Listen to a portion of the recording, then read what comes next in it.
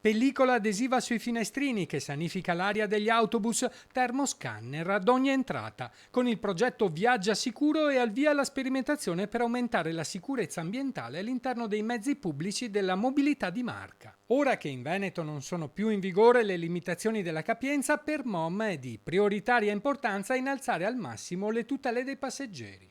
Abbiamo deciso che bisogna fare qualcosa dopo l'ordinanza del governatore che ha dato questa possibilità di utilizzare la capienza al 100%.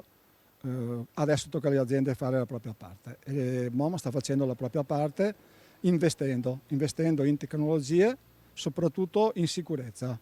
Dopo aver sottoposto tutti i 600 dipendenti al test seriologico, l'azienda installerà nei suoi mezzi entro settembre dei termoscanner all'ingresso degli autobus in grado di misurare la temperatura e di segnalare chi è privo della mascherina.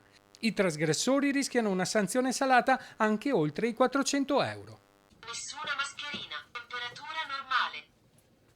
Le sanificazioni dei mezzi sono quotidiane, ma ora in ogni autobus verrà installata una pellicola adesiva trasparente trattata superficialmente con nanoparticelle di biossido di titanio.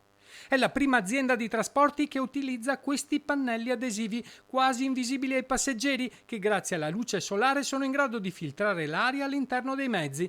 Il virus del Covid verrà completamente degradato dalla tecnologia fotocatalitica e l'aria risulterà purificata.